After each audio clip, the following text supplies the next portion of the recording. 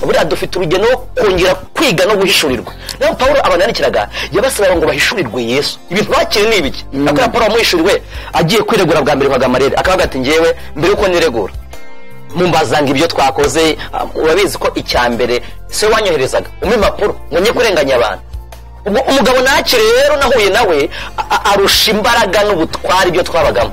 Yarampinduye muranzi twarabanaga bari abantu ba Paulo ndabakunda. Abariya babaye mu isi bakegezerisa imbaraga z'isi bakazumva bakabwo n'ubutware bw'umwijima ariko bamara guha n'undi mucyo. Paulo yarize yaravuze ati nkimana no kubyakira sinayiga Yerusalemu nahisemo mu zindi ntumwa. Paulo yaramenye yaramuhishura yamuvuga Paulo avuga Yesu yaramuhishura abantu bavuga Paulo avuga Yesu nk'umuntu wamenye. Paulo mfite amatwi kuzamubona ageze mu ijoro. Paulo avuga Yesu emotse kureba. Paulo yamize Yesu, Paulo yumvise Yesu, Paulo muromo kuburyo atangira yavuga ngo nyiri umwana numvaga nkora nk'iby'abana. Nyariza ko ari byiza bikananga imbere. Abagata 2:20 ahita avango ubu none aho ngeze. No jamais. Nabambanywe na Kristo. Ubu singewe numvuriho. Ni Kristo uri muri ngewe. Yaravuze ngo nuko muhinduke rwose mugize imitima mishya. Bibiliya yinera ngo mugize imitekerereze mishya. Ni ibintu dushyira mu mitekerereze tukabyumva. Imitekerereze igahinduka. Kandi Yesu ntiyakora ikosa ryo kuza gufata ahantu hatazagira imbaraga. Afata imitekerereze kuko umuntu ni imitekerereze. Ni nkuko ingabo zitakora ikosa ryo kujya gufata igihugu ngo zifate ku mupaka. Ntabwo ufasha igihugu. Fata umurwa mukuru. Fata niho hari radio hari ikibuga cy'indege. Yesu afata ahantu hari ibikorwa remezo by'umwuka. Imitekerereze ibintu byose umuntu akora mu mitekerereze. Iyo afasha aho ngaho ubwo se radio izatangaza amakuru atari y'igihugu ko cyafashwe. Amagambo uzavuga ibimwuzuye. Imana ishimwe. Ibimwuzuye ni byavuga. Nabo Matayo avuga yavuga ngo mwite igiti cyiza. Mu kita ni ikibi. Bimenyeshwa n'imbuto zacyo. Ibyo wizeye witubeshya. Ibyo yeye tubigirwa n'ibyo ukora. Yego. Witubwira ngo urizeye ngari ngo akaba mutima. No. Umuhungu barambwiye ngo bazi nkujya ariko uyihomesha ubushishi imbere n'inyuma. Kugira ngo amazi atejere. Ubwo se kuki ujye kuhoma imbere ngo yahomye imbere ngo inyuma siba kwahoma no nyuma inkuge agakiza gahomwe imbere n'inyuma kubera ko no hanze amazi arinjira isi kinjira ubukonje umuntu gasanga yatitiye asigaye avuga ese kurusha Imana biterwa n'urwego warishiriweho Yesu kababwire ko ari icyangombwa Imana yatanze rukumbi ituza mu ijuru. Icyambere placenta niyo iduhuza niyo ihuza umwana na nyina. Urureri nirwo ruhuza umwana na nyina rufata ku ngobyi. Rero kwizera niko kuduhuza n'Imana. Data nubwo atari hano tumubona ngo n'uyu nguyu ariko ahantu hari ikiduhuza nawe no kwizera. Icya kabiri urureri nirwo runyuramo ubuzima nirwo runyuramo ibiryo. Umubyeyi ararya reka akagaburira umwana. Turi inaha tugomba kubaho ariko urwego rw'umwuka rw'ibyo twakira binyura mu rureri. Rero kwizera niko uko kwizera ko umuntu kungana niko arya no kungana. Dufite abantu bahoroteye mu rusengero kandi biriyo bihari. Bahoroteye muri bira kandi bayigendana. Imana itugabura bitewe n'imbaraga dufite zo kwizera. Ko ibinyuza mu kwizera ntahandi hura n'abantu ntabwo izahura nawe mu idini. Wapi? Izanyura nawe mu kwizera.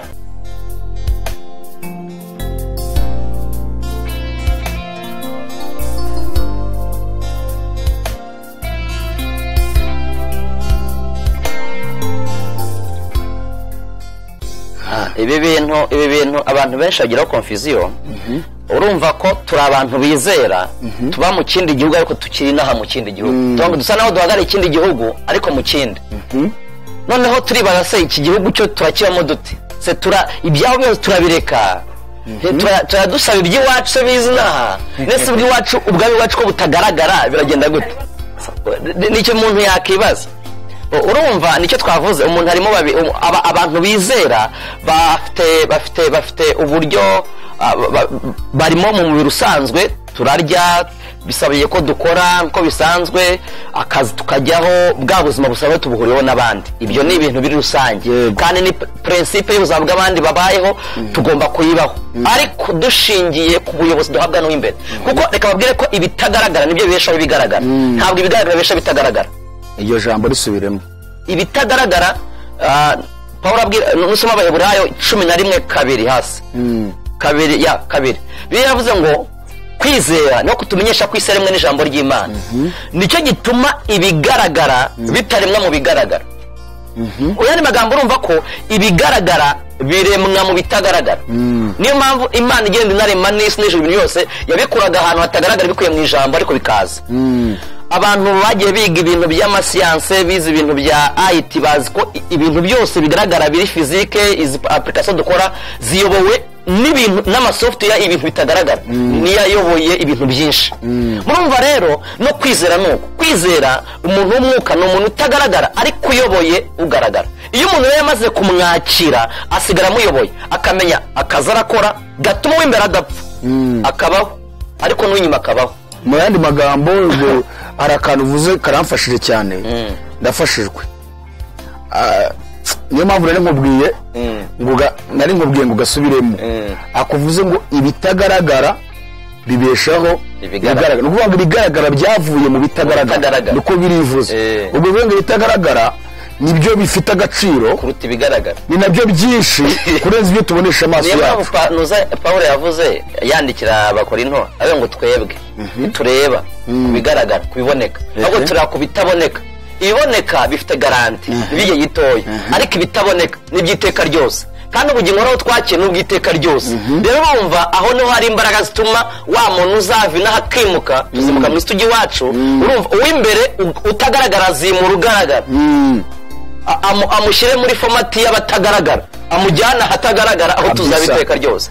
Niyo mpamvu rero akantu gatoto ko kuba ku isi ni igihe gitoya, igihe cyo kurama igihe gitoya, ntabwo byadutandukanya n'iteka tuzamurya ubuzima buhoraho. Iyo umuntu yamaze kuba muri riyasi akahakira ahabwa imbaraga ziyobora ibigaragara byose. Ibigaragara arabiyobora. Nusome igitabo cya kabiri cy'Abami 2:3-6 uzahaye umugabo witwa Shimeyi. Shimeyi yari afite abagaragu agomba kuyobora. Abagaragu ubundi umuntu arabayobora akabategeka. Ako Shimeyi abagaragu bari baramurushije imbaraga. Ubu dufite abantu ibintu batunze kuva ku mubiri wabo ko n'umubiri wawe n'umugaragu wawe uyobora. Ugasanga byabarushije imbaraga. Imana rero iduha imbaraga. None nubwo kubwira ngo byakuyoboye ngo byakurusha imbaraga. Niyo mpamvu itanahaye amahirwe Kayini. Yaravuga ati biri tugatuga ariko naguhaye imbaraga zo kubitegeka kandi ukwiriye kubitegeka. Na Adamu niba Imana yavuze ati niba mwayumviye kandi mukanya nawe mwayihaga amategeko nawe mwayise inzoka ibategetse itese ko ubushobozi naguhaye rwo kugira ngo ubitegeke. Umuntu afite ubushobozi bwo gutegeka bwo gukingurira ibyiza n'ibibi bwo kubaho ubuzima bwawe ushoboye kandi buhura no kubaha Imana. Yego izindi nzitwa zose ngo urumva ngo byatewe ngo n'akazi nagiyemo ngo n'ubuzima. Please ufite imbaraga morowe zo kubitegeka igihe wikonekise kubitagaragara uzahabwa kuko akenshi ubona isi urugamba tubamo n'urw'amakuru dutsindishwa n'amakuru akenshi. Ubona n'abantu benshi ubuzima babayemo amakuru hari igihe isi barusha amakuru kubera ko batizeye. Kwizera no kumenya byibuke no kumenya iki. Iyo rero atamenye icyo agomba kumenya kuyo umuntu amenye no kumenya ukuri kurakubatura ukuri ni Yesu. Iyo kumaze kubatura nushobora kongera kubatwa n'ubujiji bw'isi ikwigisha gutekinika ahubwo usigara umuntu ujijutse. Ubundi isi yagakonfiye kubizera, isi yagakoze ibintu igendeye kubizera ko abizera bafite amakuru arusha y'isi. Kuko Yesu ibintu yasize mu bizera, ibintu yasigiye abantu bajya mu ijuru, yabasigiye ubutunzi bukomeye bwo kumenya ibiriho n'ibitariho, bwo tuzi ibiriho n'ibitariho. Yavuze Bibiliya, yavuze ijambo ry'Imana yavuze ngo rero igituma kwizera ngo ni ukumenya ibitariho ko biriho.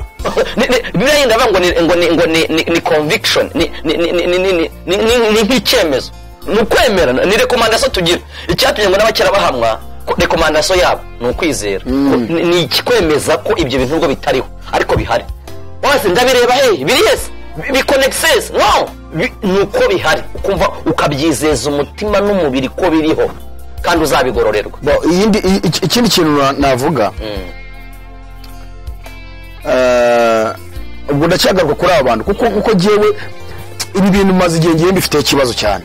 Abakristo abamaze kwizera nyine bakizera uwo kwiringirwa Yesu, uzasanga ibyiringiro byabo batari we biriho akenshi biri ku by'isi, ku buryo nuza ukicara ugagara imbere yabo ukabigisha Yesu gusa ubona bitabafataho cyane bashaka yuko nyine ubigisha ariko ubigisha uganisha ku buzima bwabo biberamo buri munsi kuko ariho baba n'imitima yabo ariho yibereye nyamara batujijisha ngo baramwizeye ngo iby'ibingiro byabo ni kandi ntaho hari hari ijambo watubwiye ngo uko kuntu umuntu yaremwe muri we akaba harimo vide, iyo vide ikaba ikeneye ikindi kintu kiri hejuru y'ubushobozi bwe kugira ngo kiyuzuze. Tutwereka ko ikiyuzuza ari nde? Ni Yesu. Noneho ukibaza kuntu abakristo bamaze kwizera wuzuza iyo vide, ariko ukabona n'ubundi baracyafite vide, hari ibindi bintu barimo gushaka kwiringira ku buryo ibyo bintu atari byo ubigishije ngo bihanure ubabwire ngo ndabyeretswe, ukabona nta gaciro bari guha ubutumwa bwa Yesu Kristo uri kubaha. Aho niho ngiriye ikibazo, nagira ikibazo kuki ese abo bantu barizeye neza kuko barimo, ese iyi vide yaruzuye niba bagifite indi nyota y'ibindi bintu, ukaba uwaza ukababwira wa wundi Yesu bakanga kumwumva, ariko wababwira ati nyamara hari ikintu Imana imbwiye ko guhaye imodoka agahita bati haleluya agatangira kumanika ngo atenda gushimira Yesu, kandi mu kanya uvuga Yesu ntabwo yaranezerewe, ari n'igihe nasinziraga cyangwa akaba yigiriye hanze. Aba bantu niyo mpamvu nakubwira ngo ndagira ngo usobanure akantu aba bantu babyumve neza, kuko ni ikintu gikomeye. Hari ijambo uvuze rimfashije, uvuze ngo ntabwo twebwe ab'isi bakwiye kudushakaho ubumenyi bwose, ni twebwe bakwiye gushaka ubumenyi bwose, yaba ubw'isi yaba n'ubw'ijuru, kuko twe tumenya ibitaboneka tukamenya n'ibiboneka. Ariko si ikibazo ko twebwe ariko tujya kubashakaho ubumenyi, ahubwo imbaraga ahubwo zaramenaguritse. Ni kwa kuba nyine nicyo navuze, ibintu ni amakuru, ahubwo uzi biki. Kwizera ni ukumenya, wamenye ibiki. Usanga ahubwo urwego rw'ubumenyi rw'ibyo bazi ari ruke, cyangwa se baramenye ibitari byo. Kuko iyo umenye ukuri kurakubatura ukaguhagararamo ukanakurwanirira. Biravuga ngo kugira ngo ikintu cyonyine cyarwanya ukuri ni ukukurwanirira, ni ukuba mu ruhande. Ubwo rero bivuze ngo abantu benshi tugira, abenshi ubona n'ubuzima busanga abantu benshi turaziranye n'ibintu tubona kuri tuba mu madini n'amatorero. Ubona abantu benshi ubuzima bayemo, ngenda hamya neza ka benshi batizeye Yesu, bafite ibindi bintu ubwo baba barize. Ona Yesu aza, urabona atangira, abantu benshi ntabwo bose bamujeho kuba mwizejwe n'iki bamwizejwe ikintu kidusobanurira neza. Ona Yesu mu ruge Yesu uzarebe abigishwa batangirana ukuntu bose yagiye abahamagara n'ukuntu babanye mu buzima, ntabwo bose bazaga bamushaka nk'umuntu ukiza. Abantu benshi biyongeye umunsi yatubuye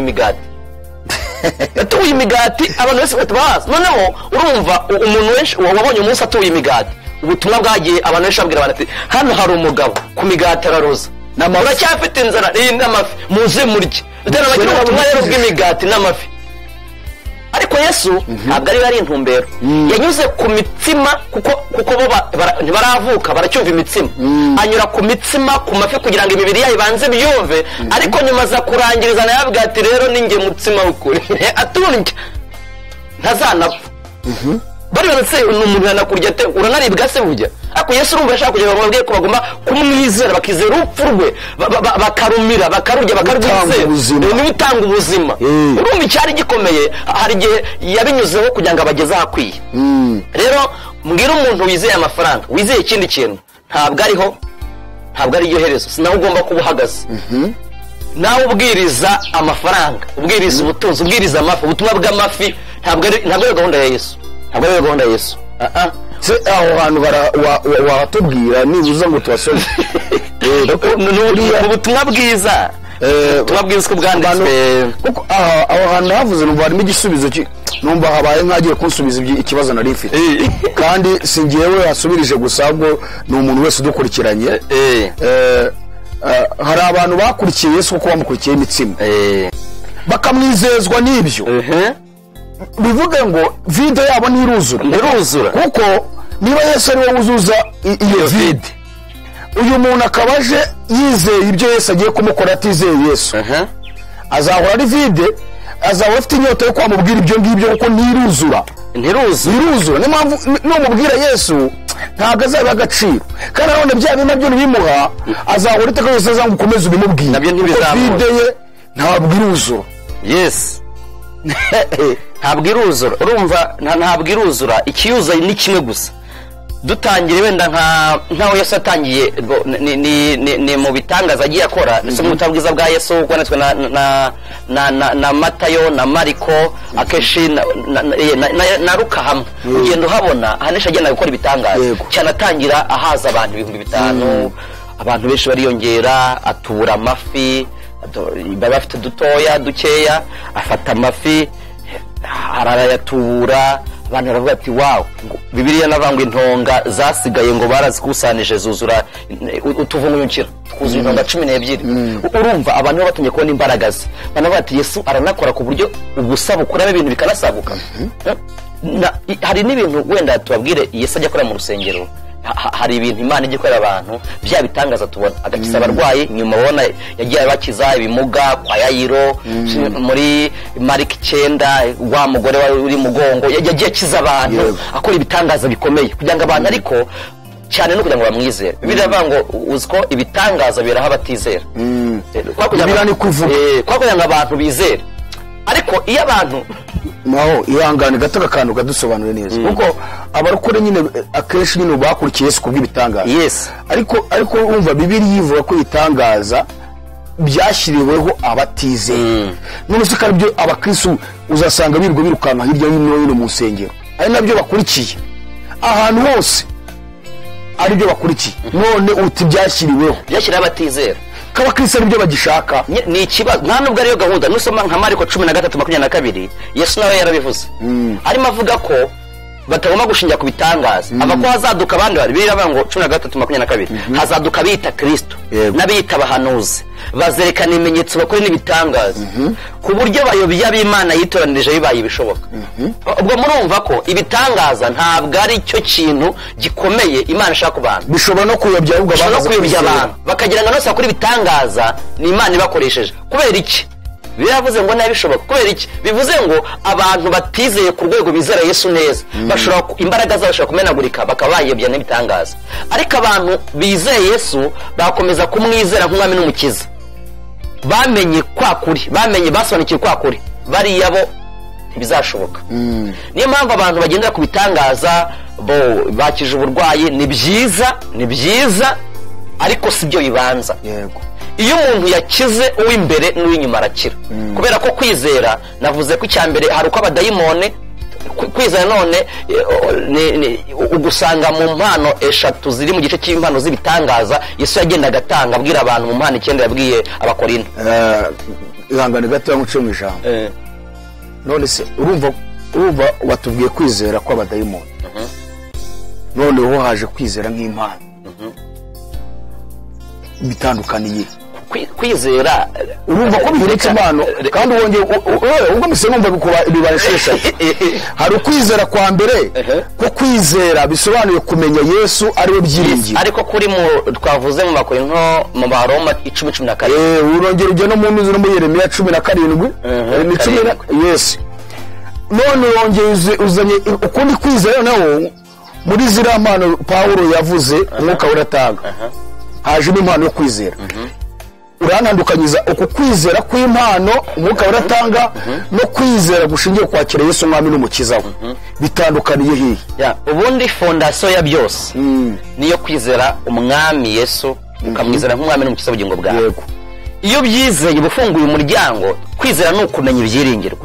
uko ugenda ubana Yesu wishurirwa niho ashobora kuba noneho ntabwo bivuze ngo aguhaye indi mpano ngo umuntu yamuhanga imana, ahubwo rwa rwego rw'ubumenyi buraguka kugeza ku rwego kwa kwizera kugira imbaraga nyinshi muri wowe, ukaba kwakora n'ibitangaza birenzeho. ariko ntabwo kuzahabwa abantu batizera. bivuze ngo bisaba ko abantu bizera rusange kwizera Yesu umwami n'umukiza. noneho muri abo ngabo Yesu uko bagenda bayishurirwa ukuri bamenya. kwizera ni ukumenya ibyiringirwa ugera ku rwego wakira imbaraga zari muri Yesu. yaravuze ngo nimunyizera n'ibyo ntakoze muzabikora. kubera iki? nimuhishurirwa, nimukomeza kumenya ukuri kw'imbaraga zinkoreramo. Pawulo niko yabwiye Abaroma, yaravuga ngo mumenye Abefeso igice cya mbere 16-17 kujya manuka hepfo. yaravuze ngo mbandikira ayavuze ngo iyo mbasengeye numva nabasabira kugira ngo mumenye muhishurirwe amaso imitima yanyu ahweze, mumenye ibintu mwiringizwa. Kumenya, kwizera ni ukumenya. Mumenye ibyo mwiringizwa n'Imana ibahamagara. Urumva icyo kintu? Amaso y'imitima ahweze, ariko tumenye iki? Ko kwizera iki? Tumenye ibyo twiringizwa n'Imana iduhamagara. Ni ibihe by'ibyo byacu bishingiye kuki? Imana twiringiza ibiki? Ni iki tumenya muri Yesu? Ni ihe bagage iri muri Yesu? Ni ubutunzi buri muri Yesu? Yohana 1:16 ibyari muze n'ibyo twahawe ni ibiki? Tukabicukumbura. Naho nyine ikibazo kiba kwinjiramo ndani tukamenya n'ibiki twahawe. Yaravuze ngo mumenye amaso yanyu amenye ibyo mwiringizwa n'Imana ibahamagara. Icya kabiri ngo menye ubutunzi bw'ubwiza. Ubutunzi bw'ubwiza tuzaragwa. Gatatu umenye ubwinshi bw'imbaraga Imana itanga ihabera izakoreye muri Yesu yamuzuraga. Abakolosayi 1:16 yaravuze ngo kandi muri we nimwe byose byaremewe, ari iby'isi, ibigaragara, ibyo mw'Ijuru, intebe z'ubwami, ubutware n'ubushobozi, byararemwe. Imana ibipakinga muri Yesu. Ni package, ni bagage umuntu yakira. Turacyafite urugendo.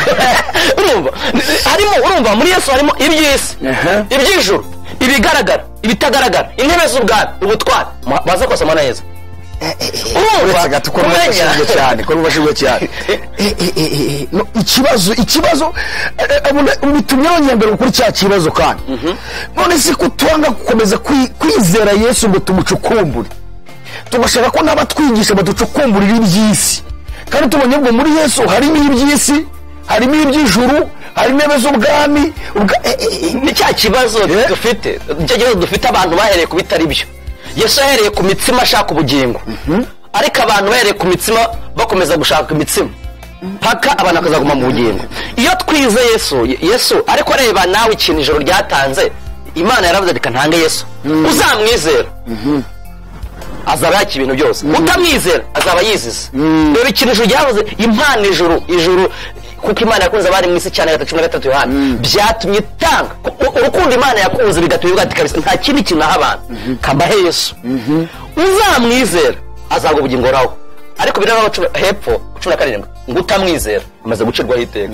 Ubutizera iteka rimuriho amaze gucirwaho, yariciweho. Ariko umwizeye akurwa muri iryo teka, iteka ryo kuzamura utazima, iteka zo kujya kuzapfa nabi. Rero Yesu buriya dufite urugendo kongera kwiga no guhishurirwa. Rero Paulo abanandikiraga yabasaba ngo bahishurirwe Yesu. Ibintu bakiri ni ibiki? Akora Paulo amuhishuriwe agiye kwiregura bwa mbere kwa Gamarere, akavuga ati ngewe mbere uko niregura mumbazanga ibyo twakoze. Urabizi ko icyambere se wanyoherezaga impapuro ngo njye kurenganya abantu. Umugabo nakire rero nahuye nawe arusha imbaraga n'ubutwari ibyo twabagamo. Yaramindi muranzi twarabanaga bara abantu ba Paulo ndabakumva. Kabariya babaye mu isi bakegezerisa imbaraga z'isi bakazumva, bakabwo n'ubutware bw'umwijima, ariko bamara guha n'undi mucyo. Paulo yarize yaravuze ati nkimana no kubyakira sinayiga Yerusalemu nayisema mu zindi ntumwa. Paulo yaramenye yamuvuga. Paulo avuga Yesu yaramuhishuye. Abantu bavuga Paulo avuga Yesu nk'umuramenye. Paulo mfite amatwi kuzamubona ageze mu ijoro. Paulo avuga Yesu amaze kureba. Paulo yamwizeye Yesu. Paulo yumvise Yesu. Paulo muromo ku buryo atangira yavuga ngo nkiri umwana numvaga nkora nk'iby'abana, nyariza ko ari byiza bikananga imbere. Abagati 2:20 ahita avuga ubu noneho ngeze no jamais nabambawe na Kristo. Ubu si ngewe numva uriho, ni Kristo uri muri ngewe. Undeba ntagire ngo ni ngewe uriho. 14 ahita avuga ngo nta kindi nkirata nirata umusaraba wangize umuntu w'umugabo. Iby'isi bujyabe nk'ibyabamba bibona nk'ibibamba. Ni urwego rw'imbaraga gizashirwa Yesu kabisa. Abanandikiraga barasaba wishurwa Yesu. Ubundi abantu bayishuriwe Yesu ibi yose dushaka twamenye uburyo bishakwamo. Yesu ni package. 3:3 Matayo mushaka ubwami bw'Imana no gukiranuka. Yesu azi ko ibindi ari nyongera, sibyo byibanze, ko ibindi bihatswe nibyo dushaka. Imana idufashe. Ubukene dufite ni uguhishurirwa Yesu. Twizeye ikitari Yesu. Iyo umuntu yizeye Yesu, twizeye Yesu mu magambo, abantu bafite agakiza ko mu bwonko, abafite ko mu mutima. Iyo umuntu yizeye agakiza ko mu bwonko ntacyo kamara, asigara amagambo ariko ntagaragazwe n'ibikorwa. Aka umuntu yizeye Yesu mu mutima. Yesu yaravuze, ni Paulo abwiye abakorino ahantu na Turabaramukije, yaravuze ngo nuko muhinduke rwose mugize imitima mishya. Bibiliya yinera ngo mugize imitekerereze mishya. Ni ibintu dushyira mu mitekerereze tukabyumva. imitekerereze igahinduka. Kandi Yesu ntiyakora ikosa ryo kuza gufata ahantu hatazagira imbaraga, afata imitekerereze kuko umuntu ni imitekerereze. Ni nkuko ingabo zitakora ikosa ryo kujya gufata igihugu ngo zifate ku mupaka. Ntabwo ufasha igihugu, fata umurwa mukuru, fata niho hari radiyo, hari ikibuga cy'indege. Niyo mpamvu Yesu afata ahantu hari ibikorwa remezo by'umwuka, imitekerereze, ibintu byose umuntu akorera mu mitekerereze. Iyo afashe aho ngaho, ubwo se radiyo izatangaza amakuru atari ay'igihugu ko cyafashwe. Amagambo uzavuga ibimwuzuye, Imana ishimwe, ibimwuzuye n'ibyavuga. Niyo mpamvu Matayo avuga yavuga ngo nimwite igiti cyiza, mukite n'ikibi bimenyeshwa n'imbuto zacyo. Ibyo wizeye witubeshya, ibyo wizeye tubigirwa n'ibyo ukora. Witubwira ngo urizeye ngo ariko ngakaba mu mutima. No, umuhungu barambwiye ngo bazi inkuge ariko uyihomesha ubushishi imbere n'inyuma kugira ngo amazi atejere. Ubwo se kuki ujye kuhoma imbere ngo yahomye imbere ngo inyuma siba kwahoma. Inyuma inkuge Agakiza gahomwe imbere n'inyuma kubera ko no hanze amazi arinjira. Isi kinjira ubukonje, umuntu ugasanga yatitiye asigaye avuga isi kurusha Imana. Biterwa n'urwego warishiriweho Yesu. Yesu kababwire ko ari icyangombwa Imana yatanze rukumbi ituza mu ijuru. Icyangombwa cy'ijuru turagifite, nta kindi. Ugita rero azibuza ijuru, ariko niwe watanzwe. Ubundi abantu murabizi Yesu kwizera buriya mbibara nka cordon ombilical ni urureri nirwo ruhuza placenta umwana abamo cyangwa ingobyi umwana abamo, rukayimuhuza na nyina. Kwizera ni cordon, ni urureri ruduhuza twebwe ahantu dutuye, ahantu tubaye umwana ari mu ngobyi, ari ahantu buri Imana inahitira turinze ntacyo tubaye. Nubwo turi mu isi mu nda ya mama, ariko hano turi no mu yindi ngobyi idukavarinze ituma isi tatwinjirana. Buriya turarinzwe, Imana itumisha imbaraga zikomeye zo kwizera. Iyo tuyibayemo rero, kabwire nagira ngo mbwire ba bantu waruvuze, ni ibintu bibiri placenta imara cyangwa urureri, ni ibintu bibiri. Kamvuge bibiri. Icyambere, abantu bize biology cyangwa abantu bize imenyamuntu ni ibintu bizwe. Icyambere, placenta niyo iduhuza, niyo ihuza umwana na nyina. Urureri nirwo ruhuza umwana na nyina, rufata ku ngobyi. Rero kwizera niko kuduhuza n'Imana. Data nubwo atari hano tutamubona ngo n'uyu nguyu, ariko ahantu hari ikiduhuza nawe ni ukwizera. Icya kabiri, urureri nirwo runyuramo ubuzima, nirwo runyuramo ibiryo. Umubyeyi ararya reka akagaburira umwana. Turi inaha tugomba kubaho, ariko urwego rw'umwuka rw'ibyo twakira binyura mu rureri. Rero kwizera niko uko kwizera ko umuntu kungana niko arya no kungana. Dufite abantu bahoroteye mu rusengero kandi biriyo bihari, bahoroteye muri biriya kandi bayigendana. Imana itugabura bitewe n'imbaraga dufite zo kwizera. Ibinyuza mu kwizera, nta handi ihura n'abantu, ntabwo izahura nawe mu idini. Wapi izanyura nawe mu kwizera gutume uhitamo idini wamo rigufasha kugira ngo bwa buzima bwawe bukomeze kubaho. Ntabwo ubanza idini. Rero Imana idufashe kwizera niko gutuma twumva amakuru. Muri njye yavuze ngo nkunda kumva amakuru y'umurwa. Ntiwa kumva amakuru udafite urureri. Kwizera gutuma twakira amakuru twakirangana n'umubiri kwizera kungana. Imana igumugisha wenda kugira ngo tugere aho dusoza, ndibwira ko nibuza twagera nko ku bujyanama, nibuza mwagira bano bantu, kuko usoreje ku ijambo ryiza ko kwizera ni nk'urureri Imana yashyizeho dukururamo ibintu byose, kandi ibintu byose harimo iby'ijuru, harimo n'ibya hano mu isi. Ariko ikibazo nabonye ni uko abakristo ubona bashaka gukogota iby'isi cyane, kandi noneho urwo rureri rurimo iby'isi rukabamo n'iby'ijuru, ariko usanga bashaka urureri kugota ibya hano mu isi. Washaka kubazanira iby'ijuru bavutse rimwe bari mu isi bakura rimwe, iyo uvutse kabiri rero ukura habiri. Rero ni ikibazo. Aba bantu ndagira ngo ubagire inama, kuko niba umuntu agifite kwizera ushingiye ku by'isi gusa, ariho byose umutima we wibereye, urumva ko ni ikintu gikomeye. Akwiriye gukogota iby'ijuru, kuko tubonye ko muri Yesu harimo byose, harimo iby'isi akabamo n'iby'ijuru. Ariko ab'isi bo ni iby'isi gusa bahabwa, nta by'ijuru bahabwa. Nuko twe dutandukanye nabo, harimo iby'ijuru akabamo n'iby'isi. Paulo yabwiye ati Timoteyo arimo kwitoza kubaha Imana. kurimo inyungu ebyiri ariko kwitoza k'umubiri bazarangira muri iki gihe ariko twebweho ni ibihe bibiri ni iki cy'abandi dusangiye cy'ibyiza ariko n'ikindi gihe n'undi musaruro wundi rwose rero inama nagira abantu rero reka nayikura n'ubundi maheburayo 10:3-7-8 Bibiliya ni amagambo ivuga 3:8 Bibiliya iravuga ngo haracyasigaye igihe gito kigufi uzaza ntazatinda ko mubimenye ntabwo Yesu azazanwa nuko tuzi kazaza cyangwa atazaza Yesu azaza abantu babyemera batabyemera kandi ijuru rizamwohereza kubera ko icyatangwe kugira ngo abantu bose bakire ubugingo gihari niho dufite sheke idasinyeho umuntu akisinyiraho ubugingo cyangwa agasinyaho urupfu ubwo rero iri naha ni ukuyizera no kuyakira Bibiliya iravuga 3:8 yaravuze ngo ariko umukiranutsi wanjye azabeshwaho no kwizera kuba turi naha ikimana yatanze yatubeshaho no kwizera ariko nasubira inyuma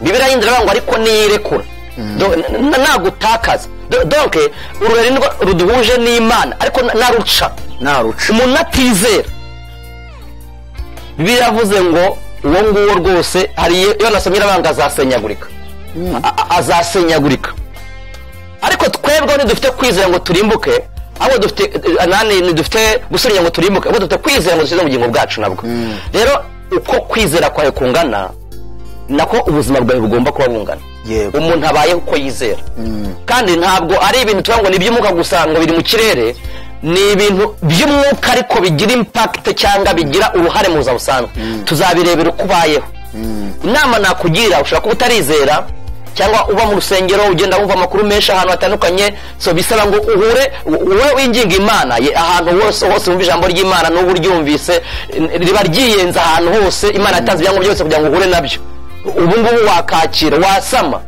wayisama rwose Imana igufashe Imana ibane nawe wizeye kwizera ibitari byo hindura imitekerereze yawe wizere iby'ukuri wizere ijambo ry'Imana wizere Yesu agira impinduka mu buzima bwawe ube ubuzima buhindutse Imana igufashe murakoze cyane reka tugusabe usengere aba bantu kandi Imana ibashoboze mu izina rya Yesu Mana turagushimiye mu izina rya Yesu haleluya tugushimiye ko watanze Yesu kugira ngo umuntu mwizera atazarimbuka ahubwo azabwa ubugingo buhoraho abantu bumvise ijambo ryawe kandi ijambo ryawe niyo mbuto itabora niyo mbuto yonyine ishobora kubyara abantu niyo mbuto yonyine ishobora gutuma abantu babaho bakakira ubuzima bushya uryumvise akizwe naryo kandi uzaryumva azakizwe naryo kandi uyobagiza umuhe kumenya ukuri abantu bongere bizere kugira ngo abana b'Imana mu bwami bw'Imana kugira ngo ubwo uzagaruka